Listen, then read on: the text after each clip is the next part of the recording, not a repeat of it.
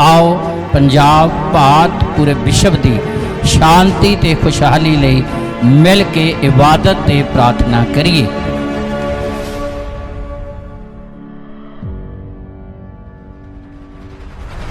सर्वशक्तिमान परमेश्वर ने अपनी वड्डी किरपा नाल सानू संभालिया बचाया है ते असीं आस पवित्र दिन दे विच इकत्तर होए हां। खुदा दा वड्डा फजल है क्योंकि परमेश्वर अपने वादियां नूं ते अपनी प्रतिज्ञा नूं अपने लोकां दे जीवन च पूरीआं करदा आ। उहदा पाक कलाम है कि ना डर मैं तेरे अंग संग आ ते मैं तेनू जोर बख्शांगा ते फतेहमंद सज्जे हत्थ नाल संभालांगा। उहदा पाक कलाम आ कि वेखो मैं जुगां दे अंत तੀਕਰ हर वेले तुहाडे नाल है ते उन्हें अपनी हजूरी नूं गुजरी सारे समय दे विच बनाए रखिया। ये सारी भलाई ते नेकी लई असीं सर्वशक्तिमान परमेश्वर दा धन्नवाद करदे हां जिहड़ा समय समय ते अपनी रहमतां बहाल करदा। जदों वो वफादार है तो खुदा दा कलाम साडे तो भी मंग करदा कि असीं भी उहदे वचन दे प्रति वफादार होईए। वफादारां दे लई ढेर सारियां खुदा दीयां प्रतिज्ञा आ। जिहड़े वफादार आ वो परमेश्वर दे राज दे हकदार होणगे। जिहड़े वफादार है वही परमेश्वर दियां रूहानी आशीषां दे हकदार बनदे आ। और जिहड़े बेवफा आ डराकल वा दुख दे समय डरदे आ घबरा जांदे आ अपनी जगह छड्ड दिंदे आ उहदे नाम नूं छड्ड दिंदे आ बेमुख हो जांदे आ पिछे मुड़ जांदे आ वो कदी भी खुदा दियां आशीषां नूं पा नहीं सकदे क्योंकि परमेश्वर दा वचन सिखाउंदा डराकलां दा जिहड़ा हिस्सा है नरक दे विच होवेगा। आलसी मनुख खुदा दी किरपा नहीं पा सकदा। जिहड़ा डरपोक वा वो कदी आशीष नहीं पा सकदा बल्कि खुदा दा कलाम हमेशा सानू दलेर करदा आ उत्साह दे नाल भरदा आ ते दलेरां दे लई खुदा दियां ढेर सारियां प्रतिज्ञा आ। योधे ते बहादुर ही खुदा दियां वड्डियां आशीषां नूं प्राप्त कर सकदे आ। इसलिए परमेश्वर दा पवित्र वचन सिखाउंदा जो असीं पढ़न दे लई जा रहे हां। एक बलीवर दे अंदर एक क्वालिटी दा होना बहुत ज़्यादा जरूरी आ कि वो निडर होवे ते हमेशा खुदा दे वचन दे विच बनिया रहे। जिवें असीं पाक कलाम दे विच पढ़दे हां दाऊद दे अंदर एक क्वालिटी सी ढेर सारे प्रेमियों के अंदर एक क्वालिटी सी। इसलिए खुदा दा पवित्र वचन हर रोज़ सानू दिलासा दिंदा आ साडे नाल गल करदा कि ना डर मैं तेरे अंग संग हाँ। हर रोज़ परमेश्वर दा वचन जिहड़ा आ वो सानू दिलासा दिंदा आ। इसलिए पढ़िए ध्यान दे नाल सुणीए परमेश्वर दे पाक कलाम नूं। यबूरां दी पुस्तक 31 जबूर दी 24 आयत पढ़िए ध्यान नाल सुणीए। 31 जबूर दी लास्ट आयत 24 आयत ਜਿਹੜੇ ਉੱਤੇ ਭਰੋਸਾ ਰੱਖਦੇ ਆ ਜਿਹੜੇ ਉਹਨੂੰ ਆਪਣੀ ਓਟ ਤੇ ਆਸਰਾ ਬਣਾਉਂਦੇ ਆ ਉਹਨਾਂ ਦੇ ਲਈ ਇਹ ਪਰਮੇਸ਼ਰ ਦਾ ਪਵਿੱਤਰ ਵਚਨ ਹੈ। खुदा साडे तो मंग करदा आ। पढ़िए ध्यान नाल सुनिए। हाँ जी। हे सारे यहोवा दी आस रखण वालिओ। हाँ हे सारे परमेश्वर दी आस रखण वालिओ जिन्ने भी आस रखदे आ कि खुदा अपनी रहमतां साडे ते बहाल करूगा वो अपनी आशीष नाल भरूगा चाहे वो दुनिया के किसी भी कोने के उत्ते आ। हर एक दे लई परमेश्वर दा पवित्र वचन है चाहे वो किसी भी देश दे विच रह रहा आ संसार के किसी भी कोने ते रहिंदा हर एक लई जरूरी आ कि उस विश्वासी दे अंदर उपासक दे अंदर रास्तबाज दे अंदर ये क्वालिटी होवे ये गुण होण। पढ़िए ध्यान दे नाल सुनिए। हाँ जी। हे सारे यहोवा दी आस रखण वालिओ। हे सारे परमेश्वर दी आस रखण वालिओ तकड़े होवो ते तुहाडा मन दलेर होवे। हाँ की होवो तकड़े हो ते तुहाडा मन की होवे दलेर हो। मन दा दलेर होना बड़ा जरूरी है। तकड़े हो। जदों असीं वायरस दे विच दी गुजर रहे हैं सारा वर्ल्ड सारा संसार हर एक डॉक्टर हर एक लीडर हर एक बुद्धिजीवी यही बार बार गल कह रहा कि तुहाडा शरीर दा इम्यूनिटी सिस्टम अंदरों तकड़ा होना चाहिए आ। जे तुसी वायरस ते फतेह पाउणी है जिन्हां दा इम्यूनिटी सिस्टम शरीर दा अंदरों तकड़ा होवेगा उन्हां दे उत्ते वायरस दा कोई भी असर नहीं होवेगा। इसलिए हर एक डॉक्टर हर एक लीडर हर एक बुद्धिजीवी यही गल कह रहा आ कि इदां दीयां वस्तां खाओ इदां दीयां चीज़ां खाओ जिन्हां दे नाल तुहाडा इम्यूनिटी सिस्टम तकड़ा होवे ताकि वायरस जिहड़ा तुहाडा कुछ भी बिगाड़ ना सके। हालेलुया। इसलिए खुदा दा पाक कलाम सानू आत्मक तौर ते तकड़ियां करदा है। ਆਤਮਕ ਤੌਰ ਤੇ ਸਾਨੂੰ ਤਕੜਿਆਂ ਕਰਦਾ ਪਾਕ ਕਲਾਮ। ਇਸੇ ਲਈ ਦੌਦ ਇਸੇ ਗੱਲ ਨੂੰ ਬਿਆਨ ਕਰਦਾ, ਪ੍ਰੇਮੀਓ ਜੇ ਸਾਡਾ ਸਰੀਰ ਤਕੜਾ ਹੋਊਗਾ ਤੇ ਅਸੀਂ ਬਿਮਾਰੀ ਦਾ ਮੁਕਾਬਲਾ ਕਰ ਸਕਦੇ ਹਾਂ। ਜੇ ਸਾਡਾ ਮਨ ਤਕੜਾ ਹੋਊਗਾ ਤੇ ਅਸੀਂ ਸ਼ੈਤਾਨ ਦੇ ਹਮਲਿਆਂ ਦੇ ਉੱਤੇ ਫਤਿਹ ਪਾ ਸਕਦੇ ਹਾਂ, ਦੁਸ਼ਮਣ ਦੇ ਹਮਲਿਆਂ ਤੇ ਫਤਿਹ ਪਾ ਸਕਦੇ ਹਾਂ। ਕਮਜ਼ੋਰ ਇਨਸਾਨ ਬਿਮਾਰੀ ਦਾ ਮੁਕਾਬਲਾ ਨਹੀਂ ਕਰ ਸਕਦਾ।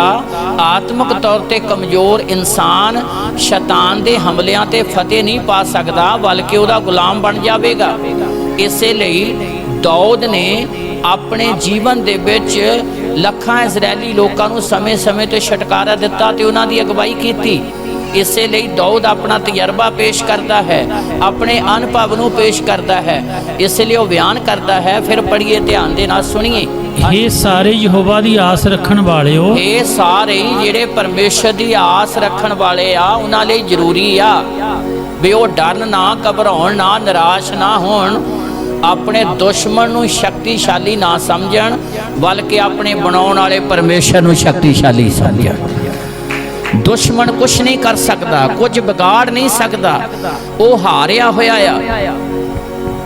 ਪ੍ਰਭੂ ਯਿਸੂ ਮਸੀਹ ਨੇ ਉਹਨੂੰ ਹਰਾਇਆ ਆ। ਜਿਹੜੇ ਉਹਦੀ ਅੰਸ਼ ਤੇ ਸੰਤਾਨ ਬਣ ਜਾਂਦੇ ਆ, ਉਹ ਵੀ ਉਹਦੀਆਂ ਚਾਲਾਂ ਤੇ ਫਤਿਹ ਪਾਉਂਦੇ ਆ, ਉਹਦੇ ਅਗਨ ਬਾਣਾਂ ਨੂੰ ਬੁਝਾ ਦਿੰਦੇ ਆ। ਦੁੱਖ ਕਿਸੇ ਵੀ ਰੂਪ ਦੇ ਵਿੱਚ ਹੋਵੇ, ਉਹ ਸਾਡਾ ਵਿਗਾੜ ਕੁਛ ਨਹੀਂ ਸਕਦਾ।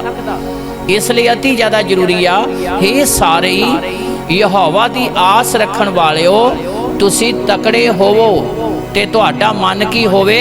ਦਲੇਰ ਹੋਵੇ, ਤਕੜੇ ਹੋਵੋ। ਸਦਾ ਖੁਦਾ ਦੇ ਕਲਾਮ 'ਚ ਬਣੇ ਰਹੋ।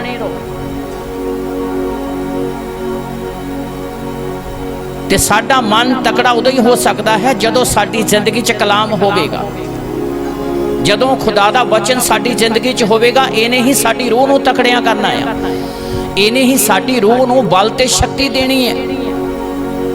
ਇਸ ਲਈ ਅਤੀ ਜ਼ਿਆਦਾ ਜ਼ਰੂਰੀ ਆ ਕਿ ਇੱਕ ਬਲੀਵਰ, ਇੱਕ ਵਿਸ਼ਵਾਸੀ ਦਾ ਹਮੇਸ਼ਾ ਧਿਆਨ ਖੁਦਾ ਦੇ ਕਲਾਮ ਵੱਲ ਹੋਵੇ।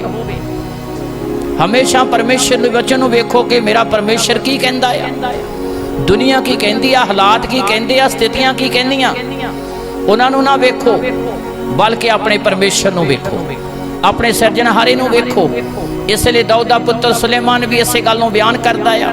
ਜਿਹੜੇ ਰਾਸਤਬਾਜ਼ ਆ, ਜਿਹੜੇ ਧਰਮੀ ਆ, ਜਿਹੜੇ ਉਪਾਸਕ ਹੈ, ਜਿਹੜੇ ਪਰਮੇਸ਼ਰ ਦੇ ਵਚਨ ਦੇ ਪ੍ਰਤੀ ਵਫਾਦਾਰ ਰਹਿੰਦੇ ਆ, ਉਹਨਾਂ ਜ਼ਿੰਦਗੀਆਂ ਦੀ ਤੁਲਨਾ ਖੁਦਾ ਦਾ ਕਲਾਮ ਸ਼ੇਰਾਂ ਦੇ ਨਾਲ ਕਰਦਾ ਆ।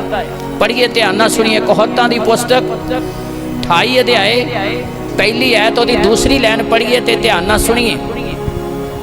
ਇੱਕ ਬਲੀਵਰ ਆਮ ਨਹੀਂਗਾ, ਬਲਕਿ ਖੁਦਾ ਦਾ ਚੁਣਿਆ ਹੋਇਆ ਹੈ, ਖਾਸ ਹੈ। ਜੇ ਤੁਸੀਂ ਉਹਦੇ ਤੇ ਭਰੋਸਾ ਰੱਖਦੇ ਹੋ, ਤੁਸੀਂ ਆਮ ਨਹੀਂ, ਖਾਸ ਹੋ। ਪਰਮੇਸ਼ਰ ਨੇ ਤੁਹਾਨੂੰ ਆਪਣੀ ਖਾਸ ਪਰਜਾ ਬਣਾਇਆ ਆ। ਉਹਨੇ ਆਪਣੇ ਪੁੱਤਰ ਯੀਸ਼ੂ ਦੇ ਲਹੂ ਦੇ ਦੁਆਰਾ ਤੁਹਾਨੂੰ ਸ਼ੈਤਾਨ ਦੇ ਹੱਥੋਂ ਖਰੀਦਿਆ ਆ। ਇਸ ਲਈ ਸਥਿਤੀਆਂ, ਹਾਲਾਤ ਨਹੀਂ ਸਾਡਾ ਕੁਝ ਵੀ ਵਿਗਾੜ ਸਕਦੇ। ਕਹੋਤਾਂ ਦੀ ਪੁਸਤਕ 28 ਅਧਿਆਏ ਪਹਿਲੀ ਐਤ ਉਹਦੀ ਦੂਸਰੀ ਲਾਈਨ ਪੜ੍ਹੀਏ। ਪਰ ਧਰਮੀ ਸ਼ੇਰ ਵਾਂਗੂ ਨਿਡਰ ਰਹਿੰਦੇ ਹਨ। ਲਓ ਜੀ, ਧਿਆਨ ਨਾਲ ਸੁਣੀਏ। ਜਿਹੜਾ ਧਰਮੀ ਆ, ਜਿਹੜਾ ਰਾਸਤਬਾਜ਼ ਆ, ਜਿਹੜਾ ਖੁਦਾ ਤੇ ਆਸ ਰੱਖਦਾ, ਭਰੋਸਾ ਰੱਖਦਾ, ਉਹਦੀ ਜ਼ਿੰਦਗੀ ਕਿੱਦਾਂ ਦੀ ਹੈ, ਉਹਦੇ 'ਚ ਕਿਹੜੀ ਕੁਆਲਿਟੀ ਪਾਈ ਜਾਂਦੀ ਹੈ? ਲਿਖਿਆ, ਜਿਹੜਾ ਧਰਮੀ ਆ ਉਹ ਸ਼ੇਰ ਵਾਂਗ ਨਿਡਰ ਰਹਿੰਦਾ ਆ।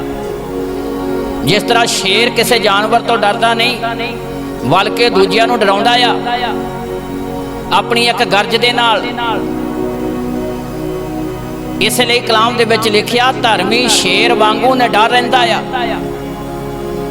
ਇਹ ਧਰਮੀਆਂ ਦੀ ਕੁਆਲਿਟੀ ਹੈ, ਰਾਸਤਬਾਜ਼ਾਂ ਦੀ ਕੁਆਲਿਟੀ ਹੈ, ਜਿਹੜੇ ਖੁਦਾ ਤੇ ਭਰੋਸਾ ਰੱਖਦੇ ਉਹਨਾਂ ਦੀ ਇਹ ਕੁਆਲਿਟੀ ਹੈ।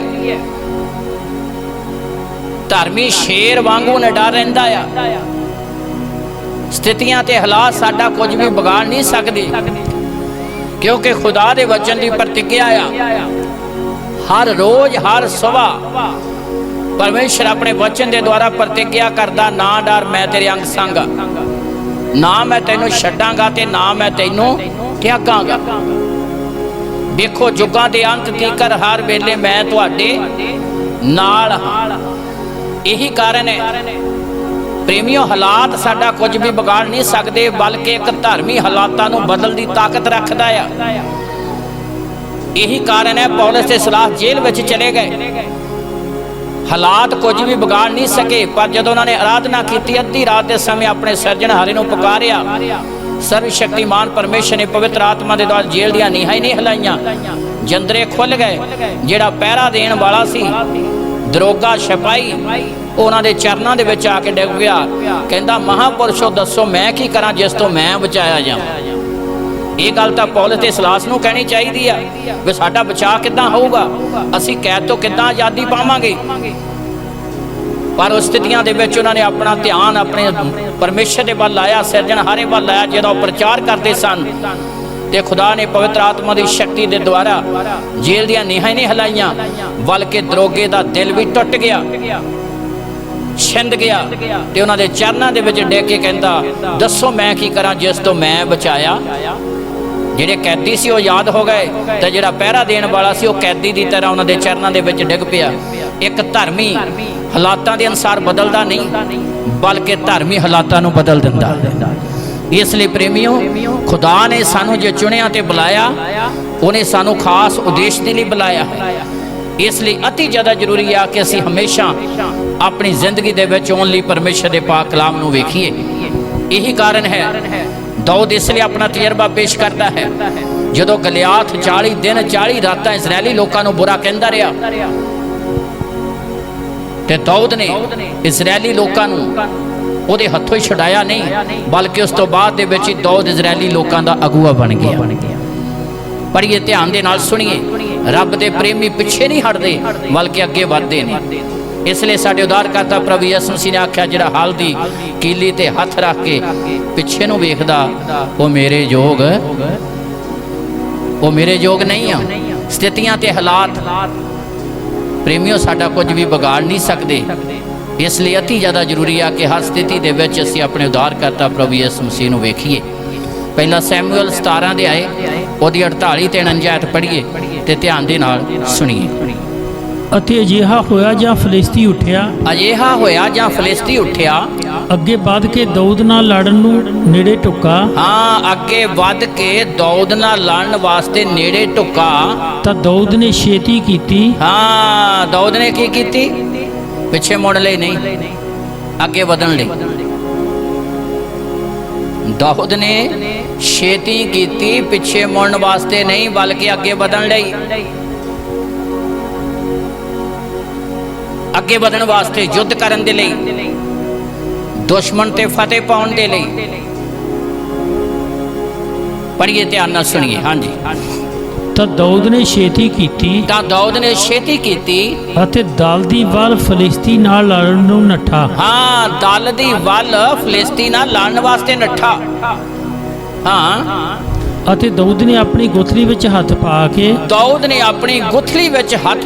ਉਹਦੇ ਵਿੱਚੋਂ ਇੱਕ ਪੱਥਰ ਕੱਢਿਆ ਅਤੇ ਗੋਪੀਏ ਵਿੱਚ ਧਰ ਕੇ ਫਲਿਸਤੀ ਦੇ ਮੱਥੇ ਨੂੰ ਜਿਹਾ ਮਾਰਿਆ। ਦੁਸ਼ਮਣ ਦੇ ਮੱਥੇ ਨੂੰ ਅਜਿਹਾ ਮਾਰਿਆ ਜੋ ਉਹ ਪੱਥਰ ਉਹਦੇ ਮੱਥੇ ਵਿੱਚ ਖੁੱਭ ਗਿਆ। ਅਤੇ ਉਹ ਮੂੰਹ ਭਾਰਨੇ ਧਰਤੀ ਉੱਤੇ ਡਿੱਗ ਪਿਆ। ਤੇ ਗੋਲਿਆਥ ਫਲਿਸਤੀ ਮੂੰਹ ਦੇ ਭਾਰ ਧਰਤੀ ਉੱਤੇ ਡਿੱਗ ਪਿਆ ਤੇ ਦਾਊਦ ਨੇ ਨੱਠ ਕੇ ਉਹਦੀ ਤਲਵਾਰ ਲੈ ਕੇ ਉਹਦਾ ਸਿਰ ਕਲਮ ਕਰ ਦਿੱਤਾ, ਭਾਵ ਦੁਸ਼ਮਣ ਨੂੰ ਖਤਮ ਕਰ ਦਿੱਤਾ। ਇਹੀ ਜਨ ਹੈ ਜਿਹੜਾ ਇਹ ਗੱਲ ਬਿਆਨ ਕਰਦਾ ਆ, ਹੇ ਯਹੋਵਾ ਦੀ ਆਸ ਰੱਖਣ ਵਾਲਿਓ, ਤਕੜੇ ਹੋਵੋ ਤੇ ਤੁਹਾਡਾ ਮਨ ਦਲੇਰ ਹੋਵੇ।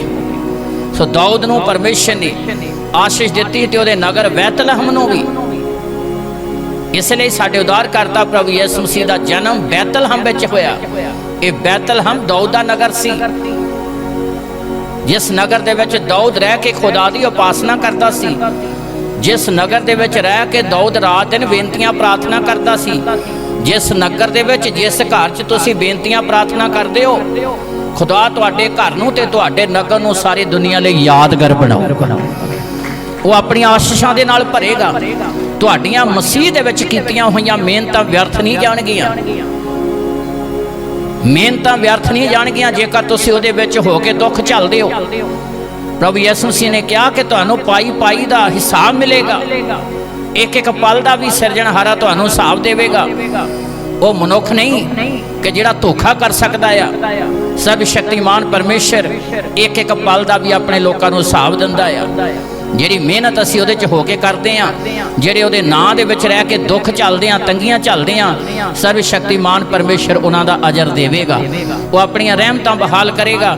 ਇਹੀ ਕਾਰਨ ਹੈ ਕਿ ਸਰਵ ਸ਼ਕਤੀਮਾਨ ਪਰਮੇਸ਼ਰ ਨੇ ਦਾਊਦ ਦੇ ਨਗਰ ਨੂੰ ਆਸ਼ੀਸ਼ ਦਿੱਤੀ। ਪ੍ਰਕਾਸ਼ ਦੀ ਪੋਥੀ ਦੇ ਵਿੱਚ ਜਦੋਂ ਅਸੀਂ ਪੜ੍ਹਦੇ ਹਾਂ 5 ਅਧਿਆਇ 5 ਐਤ ਦੇ ਵਿੱਚ ਲਿਖਿਆ, ਪੜ੍ਹੀਏ ਧਿਆਨ ਨਾਲ ਸੁਣੀਏ। ਯਹੋਨਾ ਨੇ ਜਦੋਂ ਦਰਸ਼ਨ ਵੇਖਿਆ ਕਹਿੰਦਾ ਮੈਂ ਰੋ ਰਿਹਾ ਕਿ ਕੋਈ ਮੋਹਰਾਂ ਨੂੰ ਖੋਲਣ ਦੇ ਯੋਗ ਨਹੀਂ।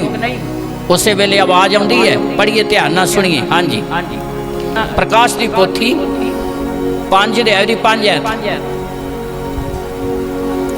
ਉਹਨਾਂ ਬਜ਼ੁਰਗਾਂ ਵਿੱਚੋਂ ਇੱਕ ਨੇ ਮੈਨੂੰ ਆਖਿਆ, ਉਹਨਾਂ ਬਜ਼ੁਰਗਾਂ ਵਿੱਚੋਂ ਇੱਕ ਨੇ ਮੈਨੂੰ ਆਖਿਆ, ਨਾ ਰੋ। ਹਾਂ, ਕਹਿੰਦਾ ਮੈਂ ਰੋ ਰਿਹਾ ਕਿ ਕੋਈ ਵੀ ਮੋਹਰਾਂ ਖੋਲਣ ਦੇ ਯੋਗ ਨਹੀਂ। ਹਾਂ, ਵੇਖੋ ਬੱਬਰ ਸ਼ੇਰ ਜਿਹੜਾ ਯਹੂਦਾ ਦੀ ਗੋਤ ਵਿੱਚੋਂ ਹੈ, ਉਹ ਬੱਬਰ ਸ਼ੇਰ ਜਿਹੜਾ ਯਹੂਦਾ ਦੇ ਗੋਤ ਵਿੱਚੋਂ ਆ। ਕਿਹਦੇ ਗੋਤ ਵਿੱਚੋਂ? ਯਹੂਦਾ ਦੇ ਗੋਦ ਵਿੱਚੋਂ ਬੱਬਰ ਸ਼ੇਰ। ਤੇ ਜੋ ਸਾਡਾ ਗੁਰੂ ਬੱਬਰ ਸ਼ੇਰ ਹੈ ਤੇ ਉਹਦੀ ਅੰਸ਼, ਉਹਦੀ ਸੰਤਾਨ। ਤਦੇ ਹੀ ਸੁਲੇਮਾਨ ਬਿਆਨ ਕਰਦਾ, ਧਰਮੀ ਸ਼ੇਰ ਵਾਂਗੂ ਨਿਡਰ ਰਹਿੰਦਾ ਹੈ। ਹਾਲੇਲੂਇਆ। ਸਾਡੇ ਉਦਾਰਕਰਤਾ ਪ੍ਰਭੂ ਯਿਸੂ ਮਸੀਹ ਜੀਂਦੇ ਜੀ ਹਰ ਸਮੇਂ ਇਹ ਸ਼ਬਦ ਕਹਿੰਦੇ ਸਨ, ਇਹ ਲੋਕ ਮੈਨੂੰ ਫੜਨ ਕੇ ਸਲੀਬ ਤੇ ਚਾੜਨਗੇ, ਮੈਂ ਮਰਾਂਗਾ ਤਾਂ ਤੀਏ ਦਿਨ। ਦੁੱਖ ਤੋਂ ਬਾਅਦ ਆਸ਼ੀਸ਼ ਹੈ, ਮੌਤ ਤੋਂ ਬਾਅਦ ਹਮੇਸ਼ਾ ਦੀ ਜ਼ਿੰਦਗੀ ਹੈ। ਸਰੀਰਕ ਮੌਤ ਤੋਂ ਬਾਅਦ ਹਮੇਸ਼ਾ ਦਾ ਜੀਵਨ ਹੈ। ਸਰੀਰਕ ਦੁੱਖ ਕਸ਼ਟ ਪੀੜਾ ਤੋਂ ਬਾਅਦ ਹੀ ਆਤਮਿਕ ਆਨੰਦ ਹੈ। ਇਹ ਸੰਸਾਰ ਦਾ ਆਨੰਦ ਅਧੂਰਾ ਆ, ਪਰ ਪ੍ਰਭੂ ਯਿਸੂ ਮਸੀਹ ਇਸ ਸੰਸਾਰ ਦੇ ਉੱਤੇ ਆਪਣੇ ਲੋਕਾਂ ਨੂੰ ਪੂਰਾ ਆਨੰਦ ਦੇਣ ਵਾਸਤੇ ਆਇਆ। ਜਦੋਂ ਪੂਰਾ ਆਨੰਦ ਆਉਂਦਾ ਆ ਤੇ ਅਧੂਰਾ ਖਤਮ ਹੋ ਜਾਂਦਾ ਆ। ਇਸੇ ਲਈ ਪਰਮੇਸ਼ਰ ਦਾ ਵਚਨ ਸਿਖਾਉਂਦਾ, ਪੜ੍ਹੀਏ ਧਿਆਨ ਨਾਲ ਸੁਣੀਏ। ਹਾਂਜੀ, ਵੇਖੋ ਬੱਬਰ ਸ਼ੇਰ ਜਿਹੜਾ ਯਹੂਦਾ ਦੇ ਗੋਤ ਵਿੱਚੋਂ ਹੈ, ਵੇਖੋ ਬੱਬਰ ਸ਼ੇਰ ਜਿਹੜਾ ਯਹੂਦਾ ਦੇ ਗੋਤ ਵਿੱਚੋਂ ਹੈ, ਦਾਊਦ ਦੀ ਜੜ ਹੈ। ਹਾਂ, ਕਿਹਦੀ ਜੜ ਹੈ? ਦਾਊਦ ਦੀ ਜੜ। ਕਿਹੜਾ ਦਾਊਦ? ਉਹੀ ਜਿਹੜਾ ਬੈਤਲਹਮ ਦੇ ਵਿੱਚ ਖੁਦਾ ਦੀ ਉਪਾਸਨਾ ਕਰਦਾ ਸੀ, ਬੇਨਤੀਆਂ ਪ੍ਰਾਰਥਨਾ ਕਰਦਾ ਸੀ, ਆਰਾਧਨਾ ਕਰਦਾ ਸੀ। ਸਰਵ ਸ਼ਕਤੀਮਾਨ ਪਰਮੇਸ਼ਰ ਨੇ ਆਪਣੀ ਕਿਰਪਾ ਨੂੰ ਬਹਾਲ ਕੀਤਾ। ਇਸ ਲਈ ਪ੍ਰੇਮੀਓ, ਉਹਦੇ 'ਚ ਕੀਤੀਆਂ ਮਿਹਨਤਾਂ ਵਿਅਰਥ ਨਹੀਂ। ਉਹਦੇ 'ਚ ਹੋ ਕੇ ਜਿਹੜੇ ਦੁੱਖ ਜਾਂ ਕਸ਼ਟ ਜਾਂ ਤੰਗੀਆਂ ਮੁਸੀਬਤਾਂ ਝੱਲਦੇ ਵਿਅਰਥ ਨਹੀਂ। ਪਰ ਅਤੀ ਜ਼ਿਆਦਾ ਜ਼ਰੂਰੀ ਹੈ ਕਿ ਅਸੀਂ ਇੱਕ ਸੱਚੇ ਉਪਾਸਕ ਬਣ ਕੇ ਖੁਦਾ ਦੇ ਵਚਨ ਦੇ ਵਿੱਚ ਬਣੇ ਰਹੀਏ। ਪੂਰੀ ਐਤ ਪੜ੍ਹੀਏ, ਧਿਆਨ ਨਾਲ ਸੁਣੀਏ। ਹਾਂਜੀ, ਉਸ ਪੋਥੀ ਅਤੇ ਉਹਦੀਆਂ 7 ਮੋਹਰਾਂ ਦੇ ਖੋਲਣ ਲਈ ਜਿੱਤ ਗਿਆ ਹੈ। ਉਹ ਪੋਥੀ ਤੇ ਉਹਨਾਂ 7 ਮੋਹਰਾਂ ਦੇ ਖੋਲਣ ਲਈ ਜਿੱਤ ਗਿਆ। Hallelujah, hallelujah. ਇਸ ਲਈ ਮੇਰੇ ਭਾਈ ਭੈਣੋ, ਸਰਵ ਸ਼ਕਤੀਮਾਨ ਪਰਮੇਸ਼ਰ ਦਾ ਪਵਿੱਤਰ ਵਚਨ ਸਿਖਾਉਂਦਾ ਕਿ ਸਾਡੇ ਲਈ ਅਤੀ ਜ਼ਿਆਦਾ ਜ਼ਰੂਰੀ ਆ ਕਿ ਅਸੀਂ ਹਮੇਸ਼ਾ ਖੁਦਾ ਦੇ ਪਾਕ ਕਲਾਮ ਦੇ ਵਿੱਚ ਬਣੇ ਰਹੀਏ ਤੇ ਆਪਣੀ ਜ਼ਿੰਦਗੀ ਦਾ ਆਧਾਰ ਪਰਮੇਸ਼ਰ ਦੇ ਵਚਨ ਨੂੰ ਬਣਾਈਏ। ਪੁਰਾਣੇ ਸਮੇਂ ਦੇ ਵਿੱਚ ਯੁੱਧ ਵਾਸਤੇ ਘੋੜੇ ਨੂੰ ਹੀ ਕਿਉਂ ਇਸਤੇਮਾਲ ਕੀਤਾ ਜਾਂਦਾ ਸੀ? ਕੀ ਕਾਰਨ ਹੈ? ਅੱਜ ਹਰ ਚਾਹੁੰਦਾ ਖੁਦਾ ਮੈਨੂੰ ਇਸਤੇਮਾਲ ਕਰੇ, ਹਰ ਇੱਕ ਚਾਹੁੰਦਾ ਪਰਮੇਸ਼ਰ ਆਪਣਾ ਜਲਾਲ ਮੇਰੇ ਤੇ ਪ੍ਰਗਟ ਕਰੇ, ਹਰ ਇੱਕ ਚਾਹੁੰਦਾ ਪਰਮੇਸ਼ਰ ਆਪਣੀਆਂ ਰਹਿਮਤਾਂ ਮੇਰੇ ਤੇ ਬਹਾਲ ਕਰੇ, ਹਰ ਇੱਕ ਚਾਹੁੰਦਾ ਕਿ ਖੁਦਾ ਮੈਨੂੰ ਇਸਤੇਮਾਲ ਕਰੇ, ਦੂਜਿਆਂ ਦੇ ਲਈ ਬਰਕਤ ਦਾ ਕਾਰਨ ਬਣਾਵੇ। ਪੁਰਾਣੇ ਸਮੇਂ ਦੇ ਵਿੱਚ ਘੋੜੇ ਨੂੰ ਹੀ ਯੁੱਧ ਲਈ ਕਿਉਂ ਇਸਤੇਮਾਲ ਕੀਤਾ ਜਾਂਦਾ ਸੀ? ਯੁੱਧ ਵਿੱਚ 2 ਖਾਸ ਚੀਜ਼ਾਂ ਸੀ, ਇੱਕ ਤਲਵਾਰ ਤੇ ਦੂਸਰਾ ਘੋੜਾ। ਇਸੇ ਲਈ ਪਰਮੇਸ਼ਰ ਦਾ ਜਨ ਪਰਾਈਆਂ ਕੌਮਾਂ ਲਈ ਠਹਿਰਾਇਆ ਗਿਆ ਨਬੀ ਪਰਮੇਸ਼ਰ ਦੀ ਬਾਣੀ ਦੀ ਤੁਲਨਾ ਤਲਵਾਰ ਦੇ ਨਾਲ ਕਰਦਾ ਹੈ, ਕਿਉਂਕਿ ਉਸ ਸਮੇਂ ਦੇ ਅਨੁਸਾਰ ਉਹੀ ਸਭ ਤੋਂ ਵੱਡਾ ਹਥਿਆਰ ਸੀ। ਇਸ ਲਈ ਹਬਸੀਆਂ ਦੀ ਪੱਤਰੀ 6:17 ਚ ਲਿਖਿਆ, ਆਤਮਾ ਦੀ ਤਲਵਾਰ ਜੋ ਪਰਮੇਸ਼ਰ ਦੀ ਬਾਣੀ ਹੈ, ਤੁਸੀਂ ਕੀ ਕਰੋ? ਲੈ ਲਓ। ਪਰਮੇਸ਼ਰ ਦੇ ਵਚਨ ਦੇ ਨਾਲ ਹੀ ਅਸੀਂ ਆਤਮਿਕ ਤੌਰ ਤੇ ਸੂਰਮੇ ਤੇ ਯੋਧੇ ਬਣ ਕੇ ਖੁਦਾ ਦੀ ਆਸ਼ੀਸ਼ ਨੂੰ ਪਾ ਸਕਦੇ ਹਾਂ ਤੇ ਉਹਦੇ ਕੰਮ ਕਰ ਸਕਦੇ ਹਾਂ ਤੇ ਨਾਸ਼ ਜਿਹੜੀਆਂ ਹੋ ਰਹੀਆਂ ਰੂਹਾਂ ਆ ਉਹਨਾਂ ਨੂੰ ਅਸੀਂ ਬਚਾ ਸਕਦੇ ਹਾਂ। ਇਸ ਲਈ ਇੱਕ ਯੋਧੇ ਦੇ ਕੋਲ ਤਲਵਾਰ ਦਾ ਹੋਣਾ ਜ਼ਰੂਰੀ ਹੈ ਤੇ ਉਹਦੇ ਅੰਦਰ ਇਹ ਕੁਆਲਿਟੀ ਹੋਣੀ ਜ਼ਰੂਰੀ ਹੈ ਜਿਹੜੀ ਗੱਲ ਪਰਮੇਸ਼ਰ ਨੇ ਅਯੂਬ ਨਬੀ ਦੇ ਉੱਤੇ ਪ੍ਰਗਟ ਕੀਤੀ, ਜਿਸ ਕਾਰਨ ਪੁਰਾਣੇ ਸਮੇਂ ਦੇ ਵਿੱਚ ਯੁੱਧ ਵਿੱਚ ਘੋੜੇ ਨੂੰ ਇਸਤੇਮਾਲ ਕੀਤਾ ਜਾਂਦਾ ਸੀ। ਉਹਦੇ 'ਚ ਕੁਆਲਿਟੀ ਪਾਈ ਜਾਂਦੀ ਸੀ। ਪੜ੍ਹੀਏ ਅਯੂਬ ਦੀ ਪੁਸਤਕ 39 ਅਧਿਆਏ ਉਹਦੀ 22 ਤੇ 25 ਐਤ। ਹਾਂਜੀ, ਉਹ ਡਰ ਉਤੇ ਹੱਸਦਾ ਹੈ। ਲਓ ਜੀ, ਇਹ ਕੁਆਲਿਟੀ ਹੈ। ਜਿਹੜੇ ਡਰ ਤੇ ਨਿਰਾਸ਼ ਹੁੰਦੇ ਆ, ਘਬਰਾਉਂਦੇ ਆ, ਡਰ ਦੇ ਕਾਰਨ ਦੁੱਖ ਦੇ ਕਾਰਨ ਭੱਜ ਜਾਂਦੇ, ਆਪਣੀ ਜਗ੍ਹਾ ਛੱਡ ਦਿੰਦੇ ਆ, ਉਹ ਕਦੀ ਖੁਦਾ ਦੇ ਕੰਮ ਨਹੀਂ ਕਰ ਸਕਦੇ ਤੇ ਉਹ ਹਮੇਸ਼ਾ ਦੀ ਜ਼ਿੰਦਗੀ ਦੇ ਵਾਰਿਸ ਨਹੀਂ ਬਣ ਸਕਦੇ, ਉਹ ਮੁਕਤੀ ਨਹੀਂ ਪਾ ਸਕਦੇ, ਉਹ ਦੂਜਿਆਂ ਨੂੰ ਬਚਾ ਨਹੀਂ ਸਕਦੇ। ਦਾਊਦ ਦੇ ਅੰਦਰ ਇਹ ਕੁਆਲਿਟੀ ਸੀ। ਜਿਸ ਕਾਰਨ ਉਹਨੇ ਲੱਖਾਂ ਇਜ਼ਰਾਈਲੀ ਲੋਕਾਂ ਨੂੰ ਗਲਿਆਤ ਫਲਿਸ਼ਤੀ ਤੋਂ ਛਡਾਇਆ ਤੇ ਸਰਵ ਸ਼ਕਤੀਮਾਨ ਪਰਮੇਸ਼ਰ ਨੇ ਇਜ਼ਰਾਈਲੀ ਲੋਕਾਂ ਦਾ ਉਸ ਨੂੰ ਅਗੁਆ ਬਣਾਇਆ। ਪੜ੍ਹੀਏ, ਧਿਆਨ ਦੇ ਨਾਲ ਸੁਣੀਏ। ਇਹ ਘੋੜੇ ਦੇ ਵਿੱਚ ਕੁਆਲਿਟੀ ਹੈ। ਜਦੋਂ ਇਹ ਕੁਆਲਿਟੀ ਇੱਕ ਆਤਮਿਕ ਯੋਧੇ ਦੇ ਅੰਦਰ, ਇੱਕ ਬਲੀਵਰ ਦੇ ਅੰਦਰ ਆਵੇਗੀ ਤੇ ਪ੍ਰੇਮੀਓ, ਖੁਦਾ ਉਹਨੂੰ ਸੰਸਾਰ ਦੇ ਲਈ ਬਰਕਤ ਦਾ ਕਾਰਨ ਬਣਾਵੇਗਾ, ਇਸਤੇਮਾਲ ਕਰੇਗਾ। ਪੜ੍ਹੀਏ, ਧਿਆਨ ਦੇ ਨਾਲ ਸੁਣੀਏ। ਹਾਂਜੀ, ਉਹ ਡਰ ਉੱਤੇ ਹੱਸਦਾ ਹੈ। ਹਾਂ, ਡਰ ਉੱਤੇ ਘੋੜਾ ਕੀ ਕਰਦਾ? ਹੱਸਦਾ ਆ। ਤੇ ਡਰ ਤੇ ਆਪਾਂ ਕੀ ਕਰਦੇ ਆ? ਰੋਂਦੇ ਆ। ਫਰਕ ਇੰਨਾ ਆ। ਹੱਸਣ ਤੇ ਰੋਣ ਦੇ ਵਿੱਚ ਇੰਨਾ ਹੀ ਅੰਤਰ ਹੈ ਜਿੰਨਾ ਹਨੇਰੇ ਤੇ ਚਾਨਣ ਵਿੱਚ ਹੈ। ਅਸਲ ਤੇ ਨਕਲ ਵਿੱਚ ਹੈ, ਦਿਨ ਤੇ ਰਾਤ ਵਿੱਚ ਹੈ। ਤਦੇ ਯਾਕੂਬ ਦੀ ਪੱਤਰੀ 'ਚ ਲਿਖਿਆ, ਪਹਿਲਾ ਅਧਿਆਇ 2 ਐਤ ਦੇ ਵਿੱਚ ਲਿਖਿਆ ਆ, ਹੇ ਭਰਾਵੋ, ਜਦੋਂ ਭਾਂਤ ਭਾਂਤ ਦੇ ਪਰਤਾਵੇ ਆਉਂਦੇ ਆ ਤਾਂ ਇਹਨੂੰ ਕੀ ਸਮਝੋ? ਪੂਰਨ ਆਨੰਦ ਦੀ ਗੱਲ ਸਮਝੋ। ਉਹ ਪਰਤਾਵੇ, ਉਹ ਦੁੱਖ ਘਬਰਾਉਣ ਵਾਸਤੇ, ਨਿਰਾਸ਼ ਕਰਨ ਲਈ ਨਹੀਂ, ਬਲਕਿ ਤੁਹਾਡੀ ਜ਼ਿੰਦਗੀ 'ਚ ਅਧੂਰੇ ਆਨੰਦ ਨੂੰ ਖਤਮ ਕਰਕੇ ਪੂਰਾ ਆਨੰਦ ਭਰਨਾ ਚਾਹੁੰਦੇ ਹੈ। ਉਹ ਆਨੰਦ ਜਿਹੜਾ ਕਦੀ ਖਤਮ ਨਹੀਂ ਹੁੰਦਾ। ਇਸ ਲਈ ਯਾਕੂਬ ਬਿਆਨ ਕਰਦਾ ਹੈ, ਹੇ ਭਰਾਵੋ, ਜਦੋਂ ਭਾਂਤ ਭਾਂਤ ਦੇ ਪਰਤਾਵੇ ਆਉਂਦੇ, ਇਹਨੂੰ ਪੂਰਨ ਆਨੰਦ ਦੀ ਗੱਲ ਜਾਣੋ। ਤੁਹਾਡੀ ਨਿਸ਼ਚਾ ਦੀ ਪ੍ਰੀਖਿਆ ਧੀਰਜ ਬਣਾਉਂਦੀ ਆ ਤੇ ਧੀਰਜ ਦਾ ਕੰਮ ਜਿਹੜਾ ਖੁਦਾ ਨੇ ਸ਼ੁਰੂ ਕੀਤਾ ਉਹਨੂੰ ਪੂਰਿਆਂ ਹੋ ਲੈਣ ਦਿਓ। ਬਈ ਤੁਸੀਂ ਸਿੱਧ ਤੇ ਸੰਪੂਰਨ ਹੋਵੋ ਤੇ ਤੁਹਾਨੂੰ ਕਿਸੇ ਵੀ ਗੱਲ ਦਾ ਘਾਟਾ, ਕਿਸੇ ਪਾਸਿਓਂ ਵੀ ਵਿਰੋਧੀ ਹਮਲਾ ਨਾ ਕਰ ਸਕੇ। ਇਸ ਲਈ ਇਹ ਘੋੜੇ ਦੇ ਅੰਦਰ ਕੁਆਲਿਟੀ ਆ। ਪੜ੍ਹੀਏ, ਧਿਆਨ ਦੇ ਨਾਲ ਸੁਣੀਏ। ਉਹ ਡਰ ਉੱਤੇ ਹੱਸਦਾ ਆ। ਹਾਂਜੀ, ਉਹ ਡਰ ਉੱਤੇ ਹੱਸਦਾ ਹੈ ਅਤੇ ਘਾਬਰਦਾ ਨਹੀਂ। ਤੇ ਉਹ ਘਬਰਾਉਂਦਾ ਨਹੀਂ। ਤਲਵਾਰ ਅੱਗੋਂ ਮੂੰਹ ਨਹੀਂ ਮੋੜਦਾ। ਤਲਵਾਰ ਦੇ ਅੱਗੋਂ ਮੂੰਹ ਨਹੀਂ ਮੋੜਦਾ। ਇਹੀ ਖਾਸ ਗੱਲ ਵਾ, ਇਹੀ ਖਾਸ ਕੁਆਲਿਟੀ ਹੈ ਜਿਹਦੇ ਕਰਕੇ ਘੋੜੇ ਨੂੰ ਯੁੱਧ ਵਿੱਚ ਇਸਤੇਮਾਲ ਕੀਤਾ ਜਾਂਦਾ। ਸੂਰਮਾ ਯੋਧਾ ਉਹਦੇ ਤੇ ਸਵਾਰ ਹੋ ਕੇ ਯੁੱਧ ਕਰਦਾ ਆ। ਨਾ ਸੂਰਮਾ ਤੇ ਯੋਧਾ ਤਲਵਾਰ ਤੋਂ ਮੂੰਹ ਮੋੜਦਾ ਤੇ ਨਾ ਉਹ ਘੋੜਾ ਤਲਵਾਰ ਤੋਂ ਮੂੰਹ ਮੋੜਦਾ ਆ। ਤਲਵਾਰ ਮੀਨਸ ਮੌਤ, ਮੂੰਹ ਨਹੀਂ ਮੋੜਦਾ। ਇਹ ਉਹਦੀ ਕੁਆਲਿਟੀ ਹੈ। ਖੁਦਾ ਚਾਹੁੰਦਾ ਆ ਕਿ ਉਹਦੇ ਜਿਹੜੇ ਉਪਾਸਕ ਤੇ ਪ੍ਰੇਮੀ ਆ, ਉੱਤੇ ਜਿਹੜੇ ਆਸ ਰੱਖਣ ਵਾਲੇ ਆ, ਉਹਨਾਂ ਦੇ ਅੰਦਰ ਵੀ ਇਹ ਕੁਆਲਿਟੀ ਹੋਵੇ। ਤਦ ਹੀ ਅਸੀਂ ਮੁਕਤੀ ਨੂੰ ਪ੍ਰਾਪਤ ਕਰ ਸਕਦੇ ਹਾਂ, ਉਹਦੇ ਰਾਜ ਦੇ ਹੱਕਦਾਰ ਬਣ ਸਕਦੇ ਹਾਂ। ਮੱਤੀ ਦੀ ਅੰਜੀਲ 24 ਅਧਿਆਇ 13 'ਚ ਲਿਖਿਆ, ਜਿਹੜਾ ਅੰਤ ਤੋੜੀ ਸਹੇਗਾ ਸੋ ਬਚਾਇਆ। ਜਿਹੜਾ ਅੰਤ ਤੋੜੀ ਯੁੱਧ ਕਰੇਗਾ, ਜਿਹੜਾ ਅੰਤ ਤੋੜੀ ਸਥਿਤੀਆਂ 'ਚ ਖੜਾ ਰਹੇਗਾ। ਪ੍ਰੇਮੀਓ, ਜਦੋਂ ਸਾਡੇ ਉਦਾਰਕਰਤਾ ਨੇ ਆਉਣਾ, ਇੱਕ ਉਦੋਂ ਅੰਤ ਹੈ, ਇੱਕ ਜਦੋਂ ਅਸੀਂ ਇਸ ਸੰਸਾਰ ਨੂੰ ਛੱਡ ਦੇਣਾ ਉਦੋਂ ਵੀ ਅੰਤ ਹੈ। ਜ਼ਿੰਦਗੀ ਦੇ ਆਖਰੀ ਪਲਾਂ ਤੱਕ, ਆਖਰੀ ਸਵਾਸ ਤੱਕ ਜੇ ਅਸੀਂ ਉਹਦੇ 'ਚ ਬਣੇ ਰਹਿੰਦੇ ਹਾਂ। ਜਿਹੜਾ ਅੰਤ ਤੋੜੀ ਸਹੇਗਾ ਸੋ ਬਚਾਇਆ। ਇਸ ਲਈ ਪਰਮੇਸ਼ਰ ਦਾ ਪਾਕ ਕਲਾਮ ਬਿਆਨ ਕਰਦਾ ਕਿ ਅਸੀਂ ਬੜੇ ਦੁੱਖ ਝੱਲ ਕੇ ਉਹਦੇ ਰਾਜ ਵਿੱਚ ਦਾਖਲ ਹੋਣਾ ਆ। ਇਸ ਲਈ ਅਤੀ ਜ਼ਿਆਦਾ ਜ਼ਰੂਰੀ ਆ ਕਿ ਸਥਿਤੀਆਂ ਤੇ ਹਾਲਾਤਾਂ ਦੇ ਵਿੱਚ ਅਸੀਂ ਬਣੇ ਰਹੀਏ। ਇਹ ਕੁਆਲਿਟੀ ਆ ਉਹਦੇ ਅੰਦਰ। ਪੜ੍ਹੀਏ, ਧਿਆਨ ਨਾਲ ਸੁਣੀਏ 22 ਤੇ 25 ਐਤ। ਹਾਂਜੀ, ਉਹ ਡਰ ਉੱਤੇ ਹੱਸਦਾ ਹੈ।